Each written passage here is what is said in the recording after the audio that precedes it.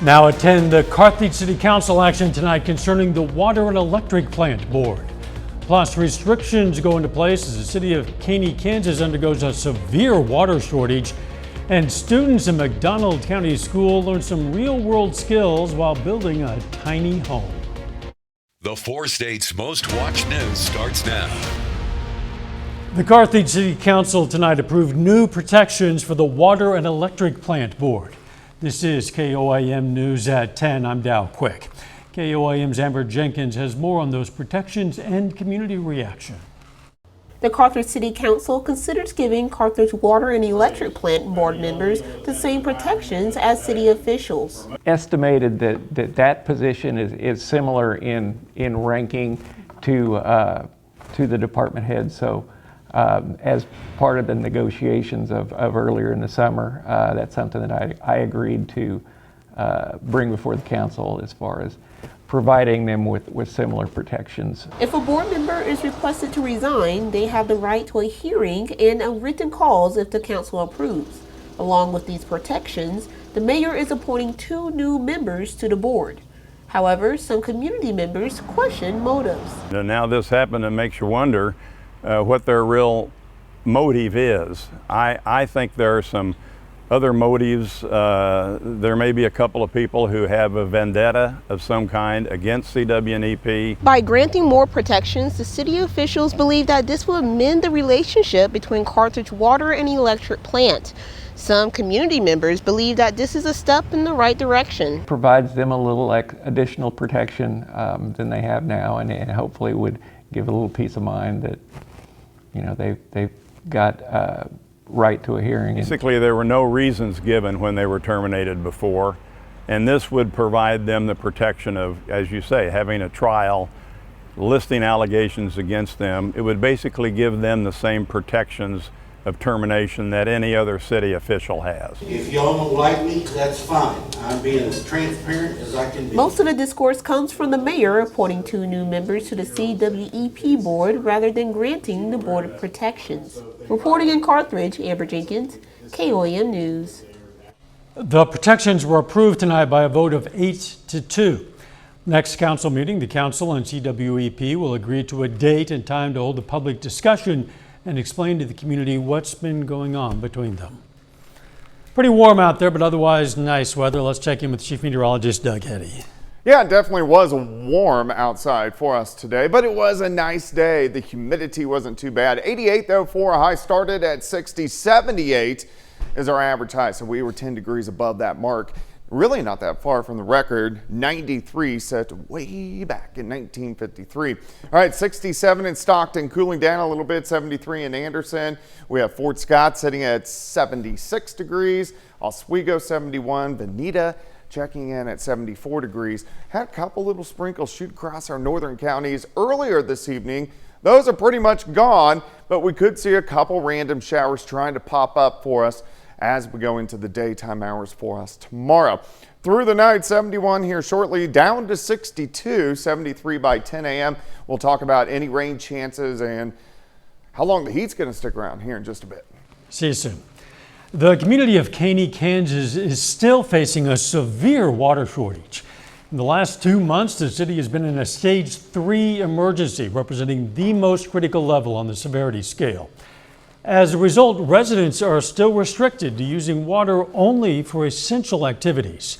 Car washes, pools, and other non-essential activities remain closed. The city's plan was to treat the pool water and send it to the water reservoir for use by residents, but they did not proceed with that idea. That was chlorinated water that, we'd have to dechlorinate it and then probably treat it, run it through the treatment plant again.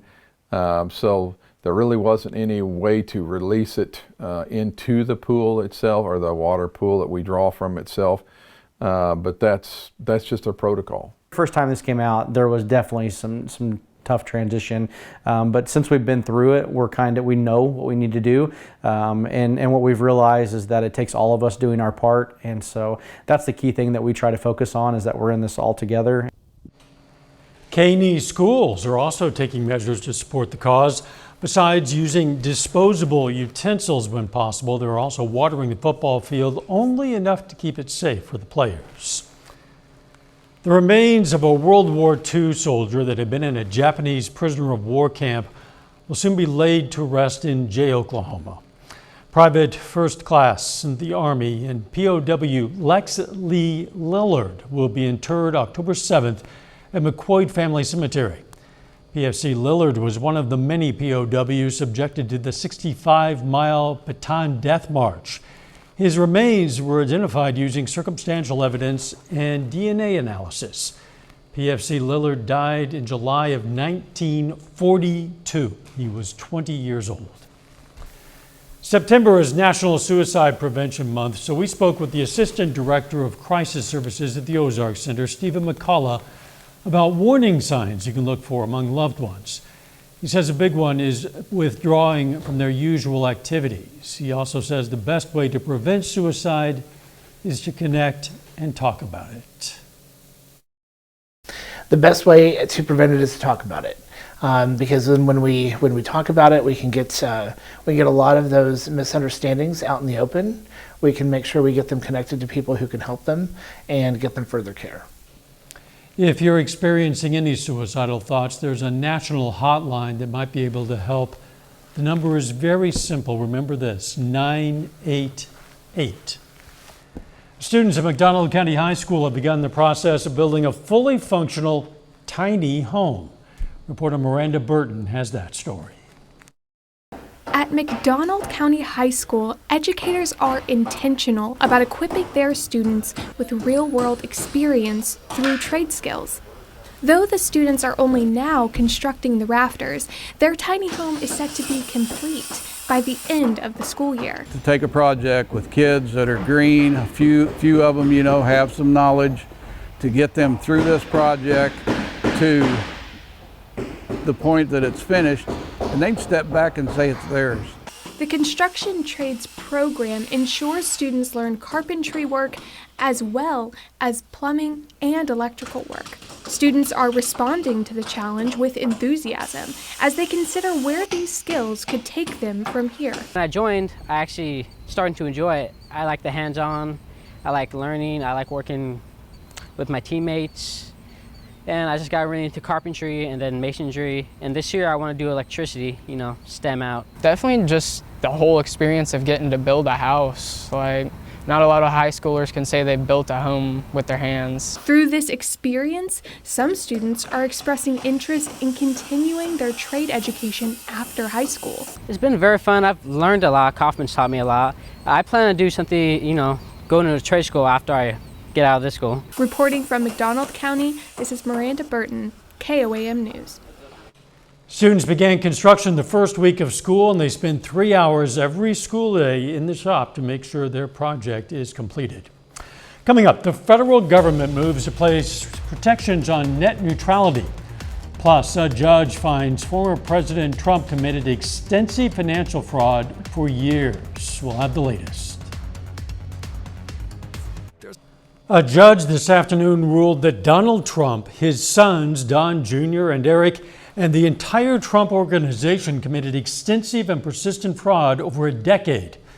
The ruling says the former president inflated the value of his assets by billions of dollars and lied about his net worth on financial documents to banks and insurance companies. Reporter Scott McFarland reports from Washington. A judge has found Donald Trump engaged in fraud, overinflating the worth of his real estate holdings and misleading banks and insurers. The ruling comes days before the Trump organization is to stand trial in a civil case alleging years of fraud and misconduct brought by New York Attorney General Letitia James last year. Claiming you have money that you do not have does not amount to the art of the deal. It's the art of the steal. In the ruling, the judge found Trump and top executives at the Trump organization lied about his assets in order to secure favorable loans and lower insurance premiums. In one instance, claiming his 10,000 square foot apartment was roughly 30,000 square feet. The judge summarizing Trump's approach to bookkeeping, this is a fantasy world, not the real world. The lawsuit from Attorney General James seeks $250 million. And there cannot be different rules for different people in this country or in this state. And former presidents are no different. When Trump was deposed in the case in August of last year, he pleaded the Fifth and then repeated it more than 400 times. Same answer. Trump has repeatedly denied wrongdoing and lashed out at James for bringing the suit.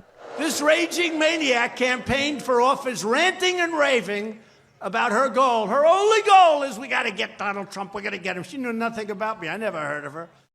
In a statement to CBS News, a Trump spokesperson calls the ruling fundamentally flawed. The judge also ordered sanctions of some of Trump's attorneys, saying some of their arguments were, quote, frivolous. Scott McFarland, CBS News, Washington. James's office previously sued Trump for misusing his charitable foundation to further his political and business interests. Trump was ordered to give $2 million to charity as a fine, while his own charity, the Trump Foundation, was shut down. President Biden did something today that the White House says no modern U.S. president has done before. He walked a picket line. Holding a bullhorn and wearing a union ball cap, the nation's chief executive urged striking United Auto Workers in the Detroit area to stick with it and keep fighting for higher wages. Tomorrow, former President Trump will address non-union members in the crucial battleground state of Michigan instead of taking part in tomorrow night's second Republican debate. Today, the Writers Guild of America said its members could return to work tomorrow while a ratification vote takes place on a new 3-year contract with Hollywood studios. Union leaders voted unanimously to lift the restraining order and end the strike as of 2:01 tomorrow morning. Film and television writers walked off the job in May in a fight for higher pay, protections that their work will not be replaced by artificial intelligence, and some other issues. Video game voice actors and motion capture performers have voted to authorize a strike of their own if labor negotiation talks with the gaming companies fail. The union representing them, SAG-AFTRA, is also representing thousands of Hollywood actors who walked off the job more than 2 months ago. This all comes as the Writers Guild of America reached a tentative deal toward a new contract following a nearly 5-month-long strike. The U.S. government is working to restore sweeping regulations for high-speed internet providers. Under the proposed rules, the FCC would designate internet service as essential communications, akin to traditional telephone services. As an essential service, internet service providers would be banned from blocking or slowing down access to websites and online content. A little later, the Gorillas return home to take on Central Oklahoma on the volleyball court. John's going to serve up the highlights for us in sports. Plus, we may get a few random showers tomorrow. What about the heat? We're going to look at that coming up.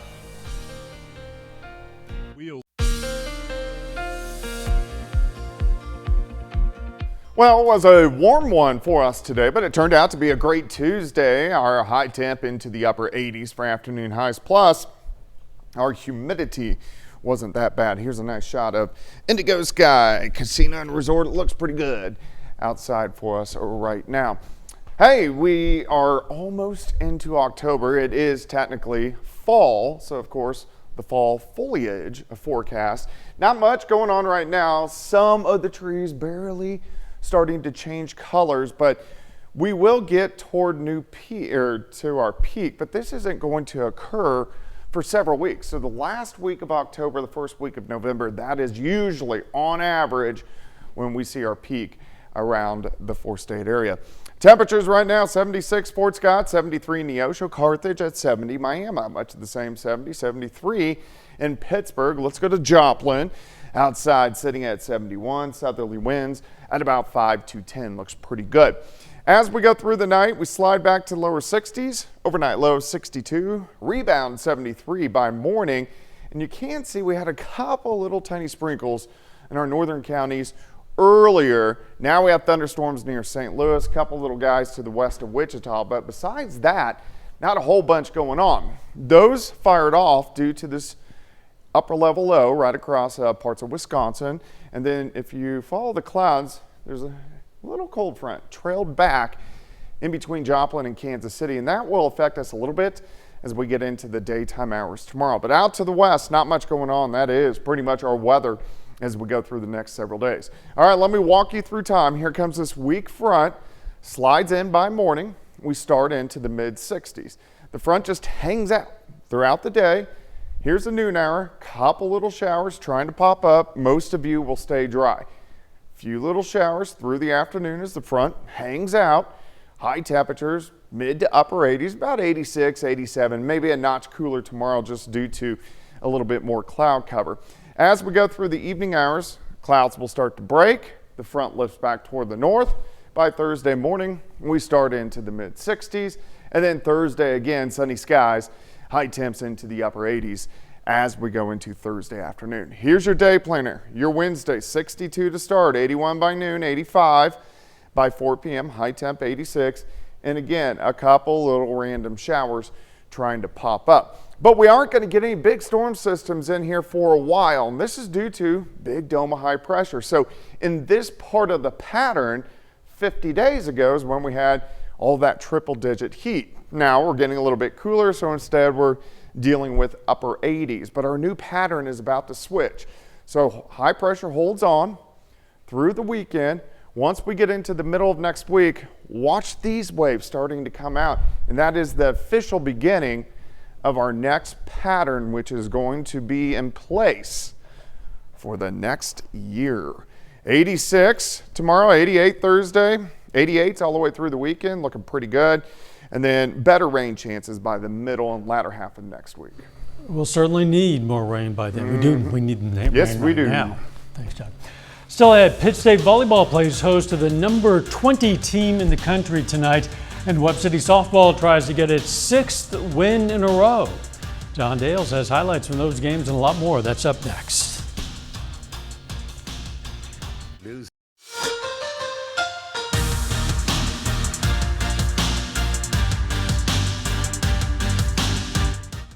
Pitt State volleyball back at home tonight. The Gorillas opened MIAA play 2 weeks ago in a match where they easily dispatched of Newman in straight sets. The Gorillas went on the road for the next 3 matches and went 1-2, one of those losses being a sweep at the hands of Central Oklahoma, where they play again tonight. Pitt State hoping for an upset against the number 20 team in the country. First set, Gorillas down 11-1 when Seville Gates gets that kill and sparks some life into the team. PSU within single digits of UCO, but this rally leads to a spike from Micaiah Purdue and gives the Broncos a 17-6 lead. They win the first and second sets. Gorillas backs against the wall. They win 3 points in a row in the third set, entering this serve from Kate Bandry, and then Vix Violet is going to finish it off, elevating up top for the kill. PSU takes a 6-5 lead in the third set. The Broncos just seemed like they had the answer all night, though, and they did again here. Big time block up front. They win it 25-16. UCO sweeps Pitt State for the second time this season. District playoffs just 2.5 weeks away for Missouri High School softball. Now's the time when you want to be hitting your stride. Webb City is doing that. Entering this evening, the Cardinals have a 5-game winning streak. Webb City softball at home taking on Ozark. A little bit of trouble in the early going. First inning, Addie Burns pitches it in there, and that's a double off the bat of Audrey Carlton off the wall. A run's going to score. It's 1-0. Later in the inning, bases loaded, and this is going to clear them. 3 RBI double down the line and left for Kaylee Linneber, makes it 4-0 Tigers. Webb City struggles against Ozark starter Kendall McCoy. First the strikeout swinging on Kylie Sargent. Next batter, same result, 4-0 Tigers after 1 inning. Top of the third, same score, and Lily Hall finally breaks through for the Cardinals at the plate. She gets the single right up the middle.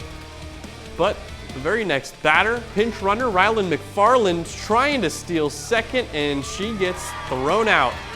That kind of day for Webb City. Ozark goes on the road and wins it 13-6, ending the Cardinals' win streak. Meanwhile, Carl Junction hosting Carthage in another COC battle. The Bulldogs get a big win, 12-4 on senior night. It's just the second victory for CJ in the month of September and the first since September 9th. Carthage has now lost 2 in a row. The Tigers back at it on the road at Republic on Thursday. And Neosho takes down Joplin 4-3 in a really tight contest. Carly Kinnard outstanding for the Wildcats in the circle. She pitches a complete game, gets the win, only allowing 1 earned run. Struck out 9 Eagles and also hit a home run at the plate. Neosho 21-5 and won 10 straight. Over to baseball too. The Cardinals go on the road to the Brewers, trying to stop them from clinching the division. They do their job and beat Milwaukee, but Milwaukee backs into winning the division. Oh. Well, at least the Cards did their job. Yes, yeah. There's some satisfaction, I guess, in the lost season to not letting another team celebrate too much at your place. Yeah. We'll be right back. Airbnb is offering up a one-of-a-kind stay for the ogre lovers out there. Yeah, it could be you. For fans of the Shrek films, Airbnb is offering a 2-night stay in Shrek's mud-laden, moss-covered, murky-watered swamp located in the Scottish Highlands. Stay comes complete with a waffle breakfast, courtesy of Donkey, a parfait, and earwax candlelight. And I can almost smell it now. The Swampy Vacay spot will open for a booking on October 13th for up to 3 guests, October 27th through the 29th. Looks like a Bigfoot country. Yes, it does. Bigfoot might be the least of your worries there. Kidding. The weather. Looks pretty good. We are going to get some more clouds tomorrow. Could get a random sprinkle or shower. High temp, 86. Final sports note. Miami softball playing for a regional championship. They host things starting out tomorrow. Very good. Thanks for joining us. Morning show starts at 5 a.m. Let's make it a great tomorrow.